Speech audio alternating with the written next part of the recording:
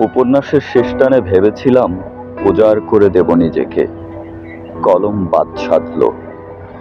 দেবদাস সুরার মধ্যে নিজেকে সঁপেছিল। না, আমিও কোনো রায় হতে পারিনি। রাতে মাইগ্রেনের ব্যথা আর স্লিপিং পিল নিয়েও চোখের উপর কেটে যায় বিনিদ্র রজনী।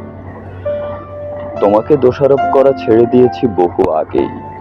পোড়া হৃৎপিণ্ড সামলাতে শিরা ধমনীতে বয়ে চলে মিষ্টি রক্তের স্রোত, তবু কলিজা জলে। সব রাতের শেষে আসে নতুন ভোর, শুধু আমার জীবন কাটে অন্ধকারে। আমার হতাশাগুলো পাঠিয়েছি মহাশূন্যের আনাচে কানাচে।